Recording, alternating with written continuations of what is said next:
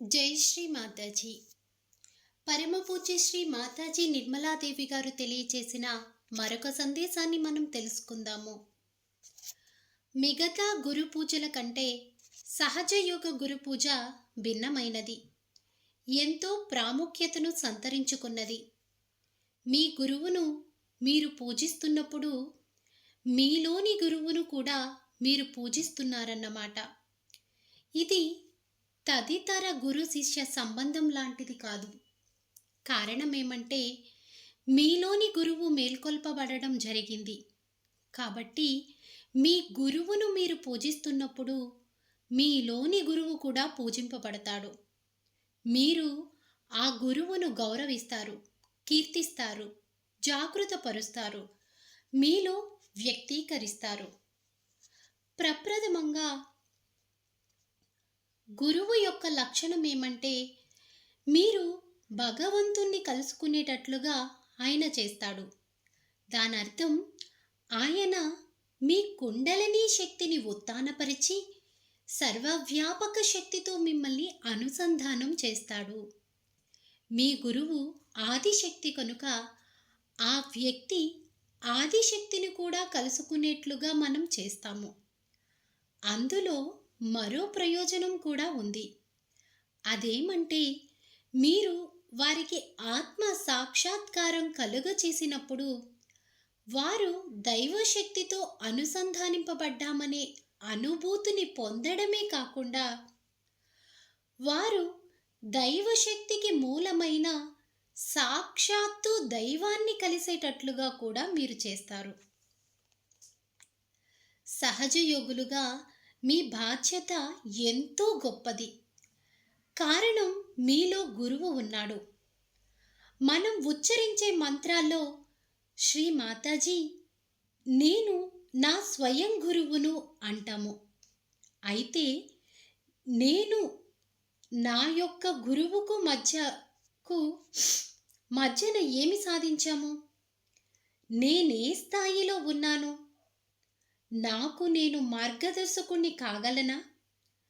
నాకు నేను మార్గదర్శకుణ్ణి అయ్యి అటు పిమ్మట ఇతరులకు మార్గదర్శకత్వం వహించేందుకు నా చిత్తం మీద నా ఆత్మ ప్రకాశం చక్కగా స్థిరీకరింపబడి వ్యక్తీకరింపబడిందా? గురుతత్వంలో మిమ్మల్ని మీరు గమనించుకొనడం ముఖ్యము. నేను నా స్వయం గురువుగా రూపొందానా అని ఆత్మ పరిశీలన చేసుకోవాలి.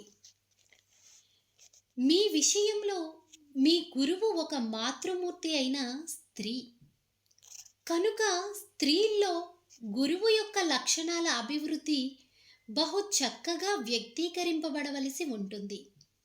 కానీ స్త్రీల విషయానికొస్తే అది ఆ విధంగా లేదు. వారింకా తల్లులుగానో భార్యలుగానో లేక సహజయోగినులుగానో ఉంటున్నారు. మీ తల్లి ఒక గురువని, ఒక స్త్రీ అని, మీరు కూడా ఆ గురు లక్షణంతో ఉండాలని మీరు గ్రహించటం లేదు. ప్రజలు చూడండి ఆ మహిళామణిని, ఆమె ఎంత గొప్ప గురువో అని అనగలగాలి. కేవలం పురుషాధిక్యత వలన ఏర్పడిన స్త్రీల బాధ్యతలకే మీరు పరిమితమై స్త్రీత్వ ప్రతిబంధకాల్లో చిక్కుకొని ఉన్నారు. కారణమేమంటే స్త్రీలు సమాజంలో తక్కువగా చూడబడ్డారు. క్రైస్తవ మతంలోనైతే వారెన్నడూ పవిత్రమైన వారిగా పరిగణింపబడలేదు. ధర్మం అనేది బాహ్యం నుండి కాక ఎక్కువగా అంతర్గతం నుండి స్థిరపడుతుందనే విషయాన్ని వారి న్యూనతాభావ కారణంగా అర్థం చేసుకోలేకపోతున్నారు. గురువు యొక్క కార్యము ఏమంటే సమాజంలో, కుటుంబంలో, మానవ సంబంధాల్లో ధర్మమును స్థాపించుట. ఈ గురువులంతా ధర్మస్థాపన తప్ప మరేదీ చెయ్యలేదు. కానీ అలాంటి ధర్మస్థాపనకు ముందుగా మనల్ని మనం గమనించుకోవాలి. మనలో అంతర్గతంగా ధర్మం ఉందా లేదా? ప్రప్రథమంగా ధర్మాత్ముడైన వ్యక్తి లక్షణం ఏమంటే అతడు ఇతరులు చెప్పే మాటలను ఆలకిస్తాడు, శిరస వహిస్తాడు. పాశ్చాత్య స్త్రీల విషయం తీసుకుంటే జరిగిన తప్పిదమేమంటే వారు ఇతరులు చెప్పే మాటలను ఆలకించాలనే సంగతిని విస్మరించారు, శిరస వహించడం మరిచారు. ఆ కారణంగానే వారి సంతానానికి కూడా మాట వినడం తెలియదు. మీలో అణుకువ లేకపోతే మిమ్మల్ని ఎవ్వరూ గౌరవించరు. కాబట్టి ముందుగా మీరు అణుకువతో మెలగటం నేర్చుకోండి. భక్త కబీరు ఏదో తెలియని కులంలో పుట్టినందున నేరుగా ఎవ్వరి దగ్గరకు వెళ్ళలేకపోయాడు. గురు రామదాసు ప్రతిరోజు స్నానానికే గంగానదికి వెళ్తుండేవాడు. ఒక రోజున నది మెట్లపై కబీరు పడుకుని ఉండగా చీకట్లో కనిపించక రామదాసు కబీరును తన కాళ్లతో తాకాడు. వెంటనే ఎవరు నువ్వు అని అడగ్గా నేను మీ శిష్యుణ్ణి అంటూ కబీరు రామదాసు పాదాలు గట్టిగా పట్టుకున్నాడు. ఆ విధంగా కబీరు రామదాసు శిష్యుడై ఒక గొప్ప సంతుగా తయారైనాడు. ఆయన గురువైన రామదాసు కంటే కబీరుకే ఎక్కువ పేరు ప్రఖ్యాతులు వచ్చాయి. దానికి మూల కారణం వినమ్రతయే. వినమ్రునిగా ఉంటేనే మీరు ఆశీర్వచనాలు పొందుతారు. మీరు మీ గురువు యొక్క లక్షణాన్ని సంతరించుకుంటారు. గురువైన వ్యక్తి నాకు ప్రతిబింబంలాగా ఉండాలి. మీ జీవితం పూర్తిగా పారదర్శకమై ఉండాలి. సహజ యోగం యొక్క సారం పారదర్శకతయే. మీరేం చేస్తున్నారో, ఎక్కడికి వెళ్తున్నారో, మీరే విధంగా జీవిస్తున్నారో, మీరెలాగ ప్రవర్తిస్తున్నారో అందరికీ తెలియాలి. గురువులైన లీడర్లు కూడా చాలా గందరగోళంగా వ్యవహరిస్తుండడం కనిపిస్తుంది. వారు తమ శారీరక సౌఖ్యం గురించి ఎల్లప్పుడూ మదనపడుతూ ఉంటారు. ఎవరూ వారిని లెక్క చేయటం లేదని వాపోతుంటారు. ఏదో ఉపద్రవం ముంచుకొస్తున్నట్లుగా వ్యవహరిస్తుంటారు. లేకపోతే ఒక రోజంతా తిండి లేకుండా మానమని సణుగుతుంటారు. ఏం పర్వాలేదు. గురువనే వ్యక్తి 3-4 రోజులు తిండి లేకుండా ఉపవాసం ఉంటేనే మంచిది. అప్పుడు ఆకలి అనే ఆలోచన రాకుండా పోతుంది. గురువుకు ఆకలి ఉండదు. ఎందుకంటే గురుతత్వం మీ కడుపులో అంటే భవసాగరంలో ఉంటుంది. పైగా చైతన్య తరంగాలు చాలా అధికమై ఆఖరికి మీకేమీ తినాలనిపించదు. అలా కాకుండా తినడానికి ఏమి దొరుకుతుంది, ఏ విధంగా తినాలి అనేటటువంటి పనికి మాలిన ఆలోచనలతో లీడర్లు ఉంటే అలాంటి లీడరు సహజ యోగంలో ఓ యాత్రికుని మాదిరిగానే ఉండిపోతాడు. ఇది గురుతత్వం యొక్క వ్యక్తీకరణ కాదు. మీ యొక్క గురువు ఎలాగ ఉంటుందో మీరు చూశారు. నేనేమి తింటాను, నాకు వారేమిస్తారో, నాకేమి కావాలో నాకైతే తెలియదు. నాకేది ఇష్టమని వారు అనుకుంటారో వాటిని నాకిస్తూ ఉంటారు. ఎంపిక అనేది ఉండకూడదు. మీ చిత్తమును ఆహారపు ఎంపికపై వృధా చేయకండి. చైతన్య తరంగములను అనుసరించి మీ ఎంపిక ఉండాలి కానీ భౌతిక వస్తువుల బాహ్యాకర్షణను బట్టి ఉండకూడదు. ఏ ప్రత్యేకమైన ఆహారం కొరకో మీ రుచిని పరిమితం చేసుకోకూడదు. రుచికరమైన భోజనం కొరకు వెంపర్లాడటం అనేది ఓ దుర్వ్యసనం వంటిది. జెన్ తేనీటి అంటే టీ ఆచార పద్ధతిని ప్రవేశపెట్టాడు. అది ప్రజలను పరీక్షించే నిమిత్తం ప్రవేశపెట్టబడింది. ఈ ఆచారంలో చాలా చేదైన తేనీటిని అంటే టీని ఇస్తారు. అదొక గొప్ప సాంప్రదాయం. ఆలోచించకుండా టీ కప్పును కేవలం గమనించమని వారు మీకు చెప్తారు. ఓ టీ కప్పు ద్వారా వారు నిర్విచార స్థితిని చేరుకునే ప్రయత్నం చేసేవారు. ఒకసారి మీరు ఆ తేనీటిని సేవిస్తే ఇక మీ నాలుక ఏ పదార్థమునకైనా సంసిద్ధమవుతుంది. దాన్ని సమతుల్యం చేయడానికి వారు మీకు ఏదైనా తీయని పదార్థం ఇస్తారు. అది ఎంత తీయగా ఉంటుందంటే ఆ తీయదనం చేదుగా మారిపోతుంది. ఇది కేవలం నాలుకను జయించుట కొరకే. ఈ ఆచారం మీ నాలుకకు ఎంత తీవ్రమైన షాకులను ఇస్తుందంటే అటు పిమ్మట మీకు ఏది లభిస్తే దాన్ని తినగలుగుతారు. అందువల్లనే జపనీయులు దేన్నైనా తినగలరు. భారతీయులు తిండి విషయంలో ఎక్కువగా ఆందోళన పడుతుంటారు. అందుకు కారణం వారి ఇంటి ఆడవాళ్లే. బహు చక్కగా వంట చేసి తమ భర్తలను తమ చెప్పు చేతుల్లో పెట్టుకొనగలగడం ఎలాగో వారికి బాగా తెలుసు. వారు విదేశాలకు ప్రయాణించిన భారతీయ వంటకాలనే కోరుకుంటారు. వారు తమ జిహ్వ చాపల్యం నుండి అంత సులభంగా బయటపడలేరు. వారికుండే కట్టుబాట్లే అందుకు ప్రధాన కారణం.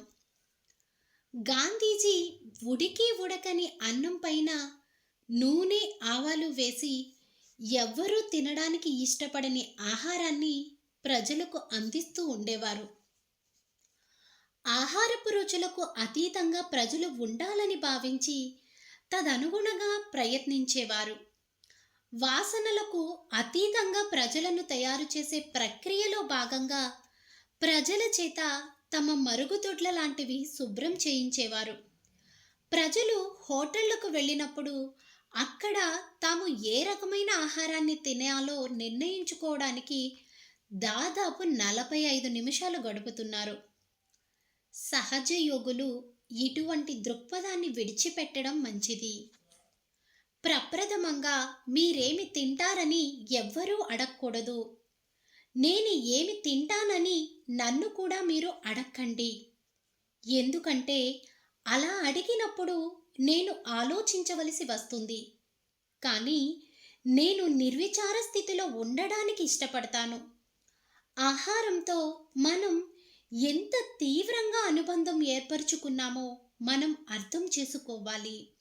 అది మన కడుపులోనికి ప్రవేశించి మన గురుతత్వమునే కాకుండా మన శారీరక వ్యవస్థను కూడా పాడు చేస్తుంది. ఆహారం వైపునకు దృష్టి సారించడానికి మనం ప్రయత్నించకూడదు. అందుచేతనే తమ గురుతత్వమును అభివృద్ధి పరుచుకోవాలనుకునే ప్రజలకు ఉపవాస దీక్ష చెప్పబడింది. ఉపవాసం అంటే నిర్విచార స్థితిలోనికి ప్రవేశించడం అన్నమాట. ఇక అప్పుడు ఉపవాసం గురించి కానీ తిండి గురించి కానీ ఆలోచించరు. కానీ అందుకు విరుద్ధంగా నిరంతరం తిండి మీదనే వారి ధ్యాస ఉంటున్నది. అది అర్ధరహితము. అలా ఉంటే మీరు భుజించినా భుజించకపోయినా ఒకే విధంగా ఉంటారు. మీ మనస్సు మాత్రం భోజనం చేస్తూనే ఉంటుంది.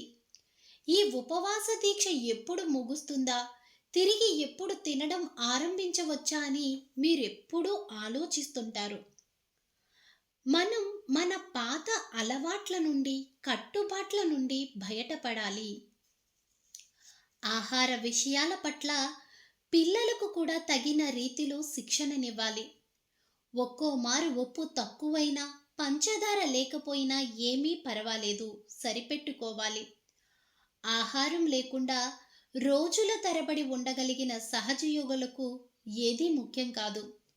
సహజయోగికి ఆహారపు రుచి, ఆకలి లాంటివి లేవు. ఒకే ఒక్క ఆకలి ఉండాలి. అదే నిర్మలమవటం, పరిశుద్ధమైన ఆత్మగా మారటం. తినే తిండి గురించి అదే పనిగా మనం ఆలోచిస్తుంటే అది మన మనస్సును మలినపరిచే విషయాల్లో ఒకటవుతుంది. రుచులకు అతీతంగా తయారయ్యే ప్రయోగాలకు మీరు సంసిద్ధులై ఉండాలి. మనం ఆత్మ విమర్శ చేసుకుని ప్రయోగాలు చేస్తే గాని ఆ బంధం నుండి బయటపడలేము. కారణం ఏమంటే కుండలిని తన శక్తి కొద్దీ ప్రయత్నిస్తున్నా మన కట్టుబాట్లు ఎంత తీవ్రంగా ఉన్నాయంటే అది మనల్ని గురువులుగా మార్చలేకపోతుంది. మీరు ఈ సద్గురువులందరి జీవితాలను గమనిస్తే వారు వివాహాలు చేసుకొని సంతానం పొంది సాధారణమైన సాంసారిక జీవితాలను గడిపినట్లుగా తెలుసుకుంటారు. కానీ వారి వ్యక్తిగత జీవితంలో మాత్రం వారు సంపూర్ణంగా బంధరాహిత్యంతో ఉన్నారు. మొట్టమొదటి బంధరాహిత్యం ఆహారం నుండే రావాలి. మీకేది ఇష్టమో దాన్ని తినకండి. ఐస్ క్రీమ్ అంటే ఇష్టపడే వ్యక్తి ఇప్పటికే తన కాలేయమును పాడు చేసుకుని ఉంటాడు. మీకు జిలేబీ ఇష్టమైతే దాన్ని తినడం మానేయండి. మీకిష్టమైన దాన్ని మీరు విడిచిపెట్టడం నేర్చుకుంటే దాని విషయంలో మీ మనస్సు బంధరాహిత్యంతో ఉంటుంది. మీరు సరైన అవగాహనతో ఆచరిస్తే ఇటువంటి బంధరాహిత్యమును పొందడం చాలా తేలిక. మీరు మీ యొక్క గురువైతే మీ శరీరమును కట్టుబాట్లను అదుపులో ఉంచుకోండి. మీ శరీరమును మీరు గౌరవించుకోవాలి. ఏ రకమైన ఆహారమునకైనా సర్దుకుపోండి. ఇటువంటి స్వల్పమైన విషయం నుండి మీరు బయటపడలేకపోతే అప్పుడు మీరు సహజయోగిగా పరిగణింపబడరు. గురువు యొక్క వ్యక్తీకరణలో ఒకటేమిటంటే అతనొక సంతృప్తి చెందిన ఆత్మ అనేది. అతను కేవలం సర్వం సమకూరినవాడు. ఇక శరీరానికి కావలసిన రెండవదేమంటే మీకు సౌఖ్యం కావాలనేది. పాశ్చాత్య దేశాల నుండి వచ్చే సహజయోగులు తాము ఏదో హోదా లేక పదవుల నుండి వచ్చిన భారతదేశ యాత్రలు చేస్తున్నప్పుడు ఆత్మానందం పొందుతుంటారు. వారు కుర్చీ, మంచం, పరుపు లాంటి సౌకర్యాలు కావాలని అడగరు. ఈ విధంగానే సహజయోగంలో శారీరక సౌఖ్యం ముఖ్యమైనది కాదనే సంగతిని మీరు కూడా క్రమేణా తెలుసుకుంటారు. శరీరం ఏ విధంగానైనా నిద్రపోతుంది. మూడవ విషయం లౌకిక వైఖరి. వారి కళ్ళల్లోని కోరిక అంటే చంచలమైన దృష్టి. సహజ యోగులకు చాలా నిర్మలమైన నేత్రములు ఉండాలి. ఆ పైన కామ, లోభ గుణాలు ఉన్నాయి. సహజ యోగుల్లో కామ సంబంధిత దృక్పథం లేకపోవచ్చునేమో కానీ వారిలో లోభగుణం ఇంకా ఉంది. ఎవరైనా ఆ విషయంలో సులభంగా పడిపోతుంటారు. భారతీయులకు కామ సంబంధిత సమస్యలు లేవు కానీ లోభగుణం ఇంకా ఉంది. పాశ్చాత్యులు తమ తాత ముత్తాతల కాలం నుండి వస్తున్న గృహోపకరణములను వదిలించుకోవడానికి ఇష్టపడరు. ఎవరో కూర్చొనడానికి ఉపయోగపడిన కుర్చీని కూడా చెత్తలో పడవేయలేరు. కారణం అది పురాతన వస్తువు కావటమే. దాన్ని ఇతరులకు ప్రదర్శించుటకు తమ ఇంట్లో ఉంచుకుంటారు.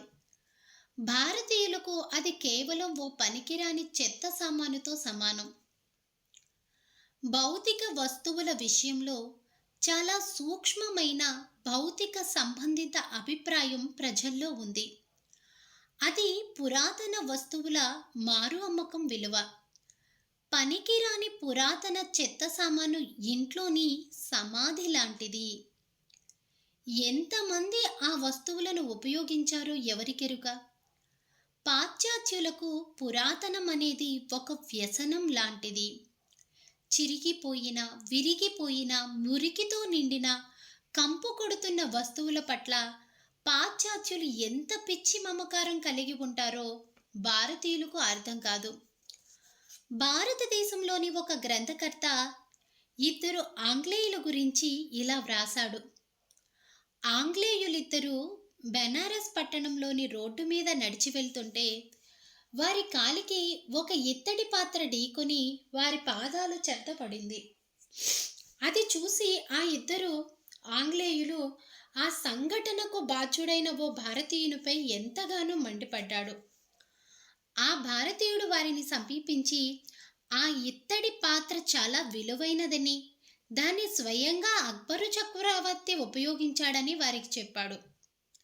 వెంటనే ఆ ఇద్దరు ఆంగ్లేయులు ఎంతో ఆశ్చర్యపోయి తాము ఆ సంఘటనకు బాధ్యుడైన ఆ భారతీయుణ్ణి క్షమించగలమని, అయితే తమకు ఆ పురాతనమైన పాత్ర కావాలని, అందుకు తాము 1000 రూపాయలు అతనికి చెల్లించడానికి సిద్ధమని చెప్పారు.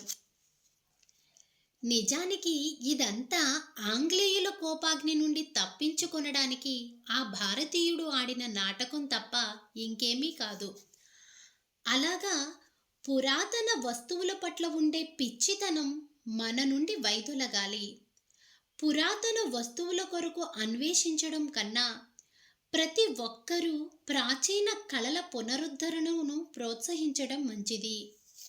ఈ పురాతన వస్తువులు మనలోని సృజనాత్మకతను, మన జీవితం యొక్క నాణ్యతను నాశనపరిచాయి. పురాతన వస్తువైనంత మాత్రాన దాని పట్ల గౌరవం చూపనక్కర్లేదు. అయితే సహజమైన విలువ, రసజ్ఞత దానికి ఉంటే పర్వాలేదు. ఆ వస్తువు యొక్క చైతన్య తరంగములను పరిశీలించి చూడటం అనేది అతి ముఖ్యమైన విషయం. చైతన్య తరంగములు బాగుంటే ఆ వస్తువును మనం అంగీకరించవచ్చు. మనకు చైతన్య తరంగముల భాష తెలుసు కాబట్టి మనం వాటిని ఉపయోగించాలి. మీరు ఆ విధంగా చేస్తే ఏం చేయవలసింది మీకు అర్థమవుతుంది. సహజ యోగంలోని అత్యంత అధ్వాన్నమైన విషయం తను జబ్బు పడ్డానని అనుకోవటం. అటువంటి పనికి మాలిన ఆలోచనలు సహజ యోగానికి మచ్చ వస్తాయి. మీరింకా రోగగ్రస్తులమై ఉన్నామనుకుంటే మీరు సహజ యోగమును విడిచిపెట్టడం ఉత్తమం. మీరు ఆరోగ్యంతో ఉండండి, లేకపోతే మీరు సహజయోగి కాదు. మీరు సహజయోగి అయితే అప్పుడు మీరు చక్కని ఆరోగ్యంతో ఉండే విధంగా చూసుకోండి. మీకు ఏమైనా కొన్ని సమస్యలున్నా పర్వాలేదు. మీ తల్లిగా ఆదిశక్తినైన నాకు కొన్ని సమస్యలున్నాయి. కొన్ని శారీరక సమస్యలను నేను ఎదుర్కోవాలి. అయితే వాటన్నింటినీ అనుభవిస్తాను. మీ శరీరం ఎలాగ ఉందో అలాగే దాన్ని మీరు అంగీకరించాలి. అంతేగాని నా ఒంట్లో బాగోలేదని ఎప్పుడూ ఫిర్యాదులు చేయకూడదు.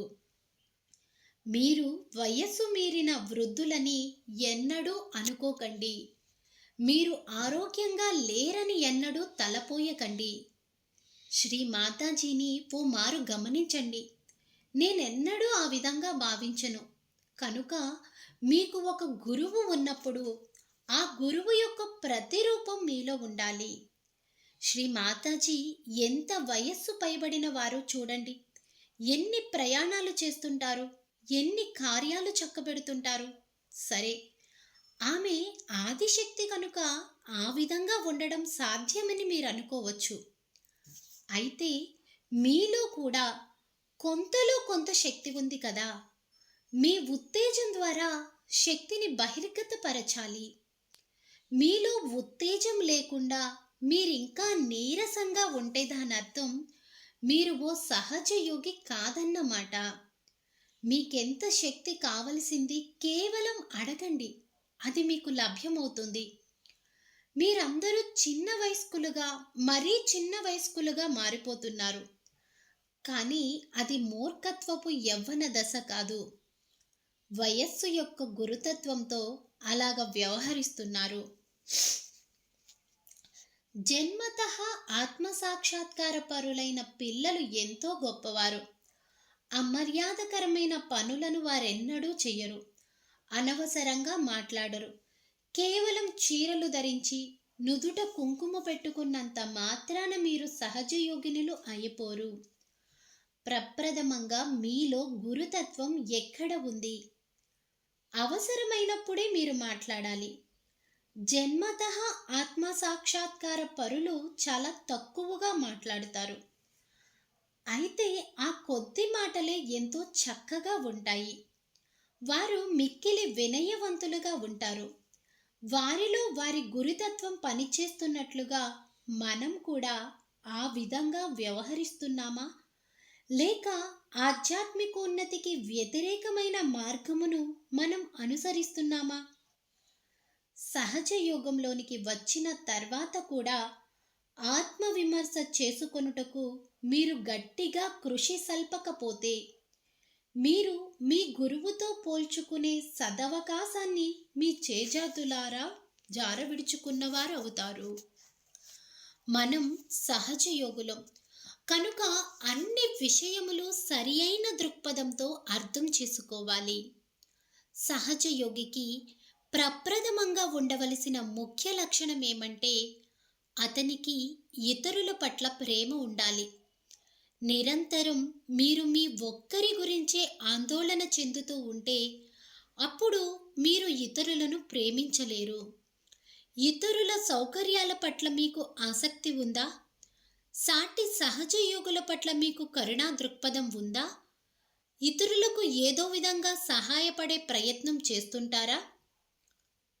చాలామంది సహజ యోగులు సహజ యోగంలో లేని వారి తరపున వకాల్తా పుచ్చుకుని మాట్లాడుతూ సహజ యోగులను కించపరిచే ప్రయత్నం చేస్తుంటారు. మీరు ఈ నవీన జాతికి సంబంధించిన వారు. ఈ నవీన జాతికి చెందని వారు ఎవరి మీదనైనా దాడికి దిగవచ్చు. తోటి సహజ యోగిని మీ చేతులు, శిరస్సు వంటి అంగములుగా భావించి అతనికి సహాయపడడం మీ విధి. ఆ వ్యక్తితో ఏవో కొన్ని లోపములు ఉంటే ఉండవచ్చుగాక, ఏమీ పర్వాలేదు. ఒక సహజ యోగికి ఎట్టి పరిస్థితుల్లోనూ మీరు బాసటగా నిలిచి తీరాలి. ఆ తరువాత మీరు అతన్ని సరిదిద్దవచ్చు. ఈ హుందాతనం, అవగాహన కేవలం మౌనం ద్వారానే మీకు సమకూరుతాయి. మీరెల్లప్పుడూ అదే పనిగా మాట్లాడుతుంటే మీరెన్నటికీ లోతైన వ్యక్తిగా ఎదగలేరు. ప్రత్యేకంగా స్త్రీల విషయంలో చెప్పాలంటే వారు మౌనంగా ఉండడమే మేలు. స్త్రీలతో ఇదొక పెద్ద సమస్య అని ఎందరో లీడర్లు నాకు చెప్పారు. వారెప్పుడూ మాట్లాడుతుండడం కానీ కట్టుకథలు వ్యాప్తి చేయడం కానీ చేస్తుంటారు. కానీ వారిని వేదిక మీదకు ఆహ్వానించి మాట్లాడడం అంటే అక్కడ నోట మాట రాక వణకడం మొదలు పెడతారు. ఎంతమంది వేదికనెక్కి మాట్లాడగలరు? కాబట్టి మీరు వేదికపై ఉపన్యాసం ఇవ్వలేకపోతే మాట్లాడకుండా మౌనంగా ఉండడం శ్రేయస్కరం. కానీ మీరు వేదికపై ఉపన్యసించగలగాలి. కారణం మీ తల్లి అయిన శ్రీ మాతాజీ ఒక మహిళ అయి ఉండి కూడా నిరంతరం వేదికల మీద అనేక ఉపన్యాసాలు ఇస్తుంటారు. మీరు పైకి ఎదగాలని మీ యొక్క గురువుగా నేను చెప్తున్నాను. అందుకు ఉత్తమమైన మార్గం మీ సనుగుడును కట్టిపెట్టడమే. మౌనం స్వార్థాత్ సాధనం. కేవలం మౌనాన్ని పాటించండి. ఎవరైనా అతిగా వాగుతుంటే మీరు మాత్రం నిశ్శబ్దంగా ఉండండి. ఎవరైనా విమర్శిస్తుంటే మౌనంగా ఉండండి. ఎవరైనా మీ మీద దాడి చేయ సంకల్పిస్తే కేవలం మౌనంగా ఉండండి. ఈ మౌనం మీలో స్థిరీకరింపబడాలి. ఎక్కువగా మాట్లాడకపోవటం వలన ఇది సాధ్యపడుతుంది. కృత్రిమమైన ప్రదేశం అయినప్పటికీ చర్చిలో ప్రజలు మౌనాన్ని పాటిస్తారు. అక్కడ ఇటు అటు తిరగరు. ఇప్పుడు మీరున్న ఈ ప్రదేశంలో అటువంటి మౌనాన్ని మీరు పాటించాలి. మనకు ఆ రకమైన అవగాహన, భక్తిపూర్వకమైన భయం ఉండాలి. కానీ మనం ఇంకా అటువంటి ఉన్నతమైన గురుతత్వమును అభివృద్ధి చేసుకోనందున అదింకా మనలో స్థిరపడలేదు. మీరు దాన్ని అభివృద్ధి పరుచుకుంటే వెంటనే అది పనిచేయడం ప్రారంభిస్తుంది. మీ నడవడిలో మీ యొక్క గురుతత్వం తేట తెల్లమవుతుంది. ఇతరుల గురించి చర్చించడం, వారి ప్రవర్తన గురించి విమర్శించడం తగదు. మీ యొక్క ఒక చేతి లక్షణం గురించి మీ రెండో చేత్తో చర్చిస్తారా? సహజ యోగంలో అంత ముఖ్యమైన అంశం కాదు. సహజ యోగంలో వివాహం అంత ముఖ్యమైన అంశం కాదు. కొంతమంది చిత్తం వివాహం మీదే అధికంగా ఉంటుంది. వివాహం అనేది ఒక తలనొప్పి వ్యవహారంగా మారుతుంది. మీ చిత్తమంతా మీ వివాహం ఎలాగ జరుగుతుందనే విషయం మీదే ఉంటుంది. మీరు సహజ యోగంలోనికి వచ్చారు. మీరు సన్యాసులు. మీరు కేవలం సహజ యోగమునే పరిణయమాడారు. సహజ యోగంలోనికి రాకముందు వివాహం ఒక తమాషా కార్యక్రమం లాగా ఉండేది. ప్రతి 3వ రోజు ఓ విడాకుల కార్యక్రమం ఉండేది. అయితే సహజ యోగంలోనికి వచ్చిన తరువాత వివాహం చేసుకున్నవారు గొప్ప ప్రణయ జంటలుగా మారుతున్నారు. భారతదేశ గ్రామాల్లో కూడా ఇటువంటి జంటలను చూసిన పల్లె ప్రజలు ఏమాత్రం సిగ్గనేది లేకుండా వారు బరితెగించినట్లుగా వీరి గురించి ఫిర్యాదు చేస్తున్నారు. కాబట్టి ఆ ధర్మనిరతి, ఆ సన్యాస లక్షణం, ఇంకా ఆధ్యాత్మికత్వం సహజ యోగుల వైవాహిక జీవితాల్లో ప్రతిబింబించాలి. దానర్థం మీ భర్తలతో లేక భార్యలతో సంబంధం పెట్టుకోకూడదని కాదు, కానీ అదంతా గోప్యంగా జరగాలి. మీరు ప్రణయ పారవస్యంలో పడితే సహజ యోగమును పూర్తిగా నాశనపరుస్తారు. పశ్చిమ దేశాల్లో వారు ప్రేమలో పడినట్లుగా అంటుంటారు. దానర్థం మీరు ఎదగరు, పతనమవుతారనేది. భర్త లేక భార్య విషయంలో ఈ రకమైన బంధము, ఆందోళనలు అర్థం పర్థం లేనివి. మీరు సాక్షితత్వ స్థితిలో ఉండాలి. మీ భర్తల లేక భార్యల యొక్క స్థితిగతులను గమనించుటకు బంధరాహిత్యంతో వ్యవహరించండి. పెళ్ళైన వెంటనే నూతన దంపతులు హనీమూన్ వెళ్ళే హడావిడిలో ఉంటారు. ఇలాంటి ఉద్దేశాలన్నీ పాతకాలం నాటి కట్టుబాట్ల నుండి మనకు సంక్రమిస్తున్నాయి. సరే, ఇక ఈ హనీమూన్ ప్రణయ యాత్ర ముగిసిన తర్వాత నన్ను సమీపించి, శ్రీ మాతాజీ, మా వైవాహిక జీవితం సాఫీగా జరిగే విధంగా మాకు కనిపించడం లేదు అని ఫిర్యాదు చేస్తారు. ఉత్తమమైన విధానం ఏమంటే, మెల్లగా ప్రశాంతంగా ఆలోచించుకుని ఆ పిదప ఓ నిశ్చయానికి రావాలి. భారతీయుల నుండి సిగ్గుపడటం అంటే ఏమిటో మీరు నేర్చుకోవాలి. అక్కడ భార్యాభర్తలిద్దరూ బహిరంగముగా కలిసి కూర్చోరు. అలాగా కూర్చునడం చెడు సంప్రదాయమని భావిస్తారు. బహిరంగముగా మీ సంబంధమును వ్యక్తపరచవలసిన అవసరమేముంది? అదంతా 4 గోడల మధ్య ఉండవలసిన వ్యవహారం. బహిరంగ ప్రదేశాల్లో పురుషులు పురుషులతోనూ స్త్రీలు స్త్రీలతోనూ కలిసి కూర్చోవాలి. మగవారిలో అసూయ ద్వేషాలు, అధికార వ్యామోహం ఉంటాయి. నాయకత్వం గురించి చర్చిస్తుంటారు. వారు లీడరు కాబోవటం లేదని వారితో అంటే వారు దిగ్భ్రాంతి చెందుతారు. వారి దృష్టిలో నాయకత్వం అంటే చాలా గొప్పది. దాని గురించిన భ్రమ అలాగ ఎప్పుడూ కొనసాగుతుంది.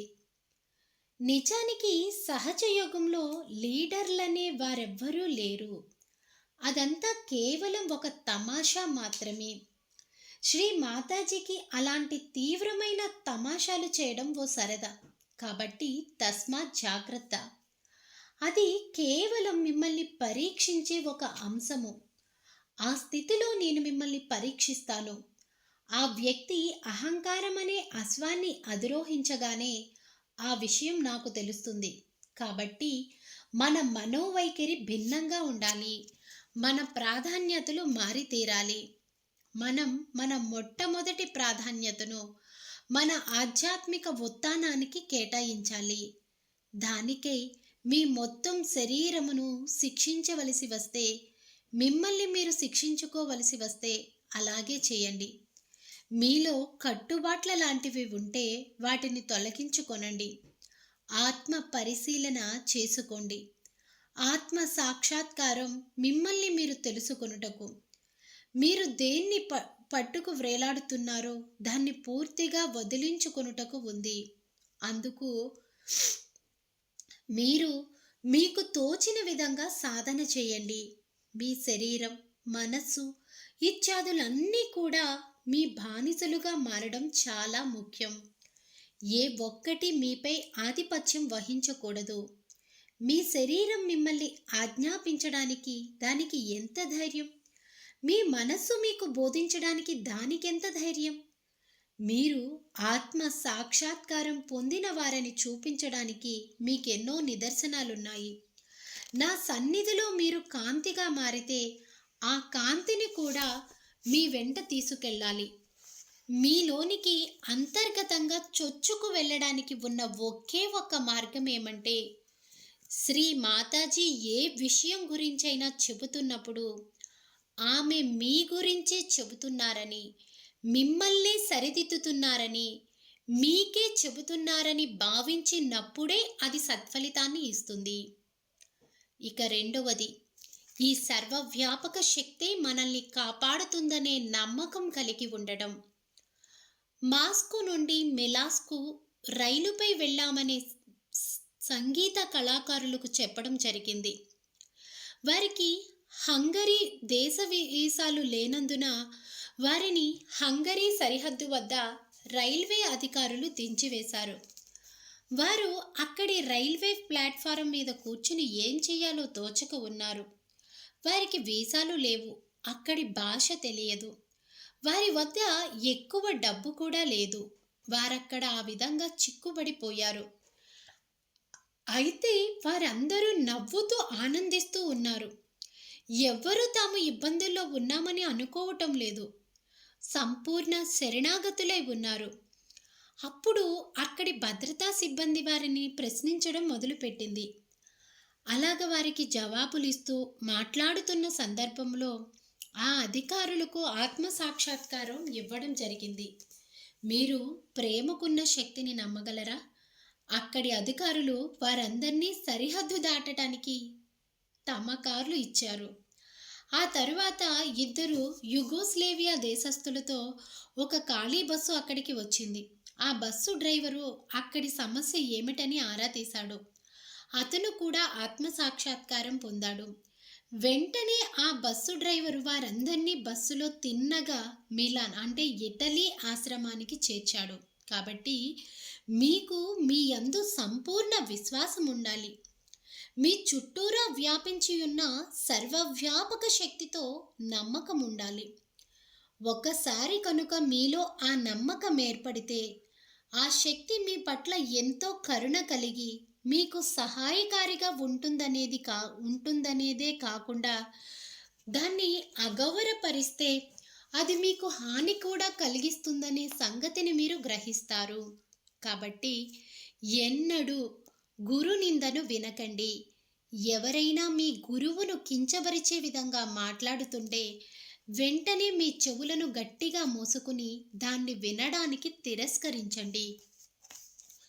ప్రజలు లౌకికవాదంతో డబ్బు గురించి మాట్లాడుతున్నప్పుడు శ్రీ మాతాజీకి క్యాన్సర్ రోగుల నుండి అనేక వ్యాధుల నివారణ పొందిన వారి నుండి ధనం సంపాదించడం చాలా తేలిక అయినప్పటికీ ఆమె ఏనాడు వారి నుండి డబ్బు తీసుకోలేదంటూ వారికి చెప్పండి. ఆమె ఒక పెద్ద భవంతిలో నివసిస్తుంటే ఆమెయేగాక ఇంకా ఎంతోమంది సహజయోగులు ఆ భవంతిలో నివసిస్తుంటారు. సహజయోగుల్లో ఉండవలసిన పూర్తి విశ్వాసం వారిలో ఇంకా లేదు. దృఢంగా చెప్పగలిగే స్థితిలో వారు లేరు. మీ గురువు గురించి ఎవరైనా వ్యతిరేకంగా మాట్లాడితే వెంటనే మీరు ఆ మాటలను గట్టిగా ఖండించాలి. ఆధ్యాత్మిక విషయంలో మనం ఎంత సున్నితంగా వ్యవహరిస్తున్నామని మనం చూసుకోవాలి. కొందరు సహజయోగులు ఎంతో వ్యతిరేకమైన వ్యక్తిని బలపరుస్తారు. మీ కంప్యూటర్ సరిగ్గా లేనప్పుడు ప్రయోజనం ఏమిటి? సహజయోగంలో చక్కగా మంచి చైతన్య తరంగములు పొందుతున్న వ్యక్తి ఒక సర్వసాధారణ వ్యక్తిలాగా ఎలాంటి హంగు ఆర్భాటం లేనివాడై ఉండవచ్చు. ఆ వ్యక్తి ధనవంతుడు, విద్యాధికుడు కాకపోవచ్చు.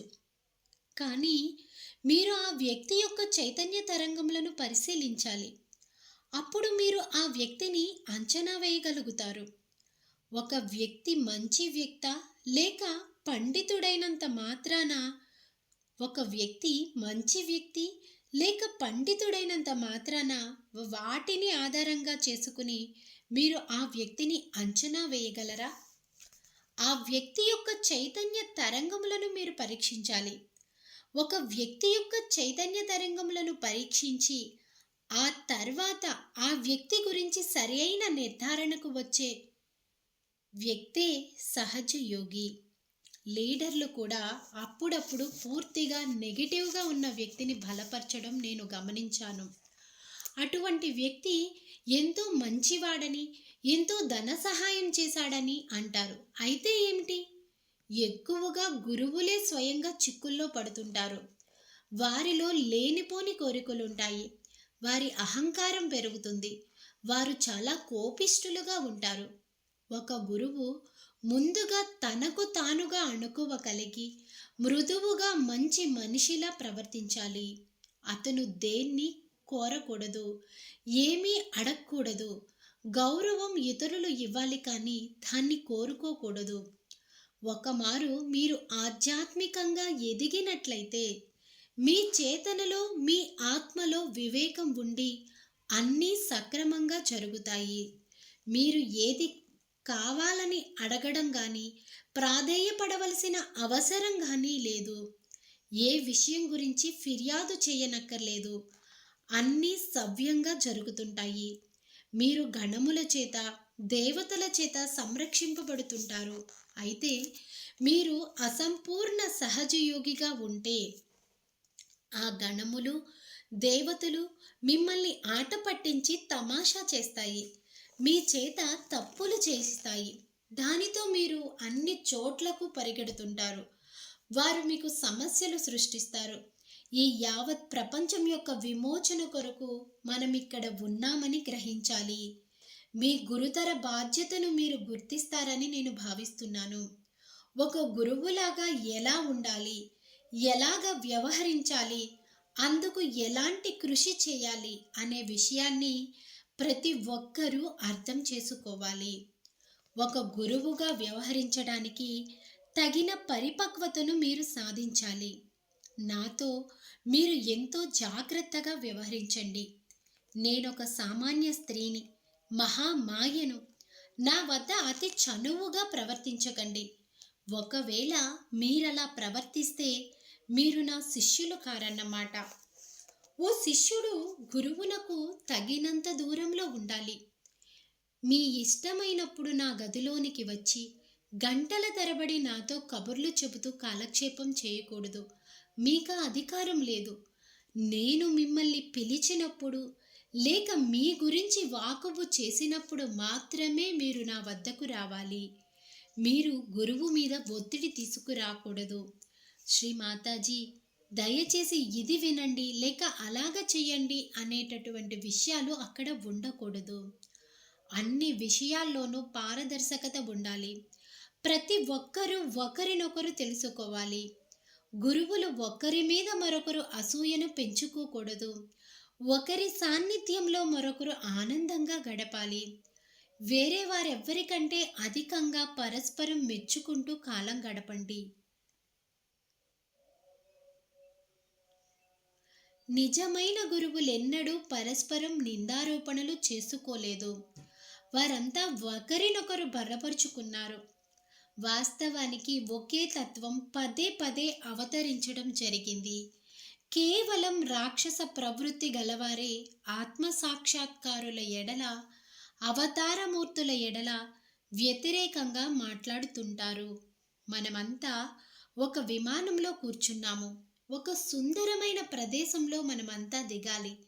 అయితే ముందుగా సంపూర్ణ వినమ్రతను, శరణాగతిని మనం అభివృద్ధి పరుచుకోవాలి. అటువంటి వినమ్రత, శరణాగతి మీ హృదయంలో లేనంత వరకు గురుతత్వం మీలో జాగృతమవ్వదు. మీరు ముందుగా శిష్యునిగా ఉండి ఆ పిదప గురువుగా మారాలి.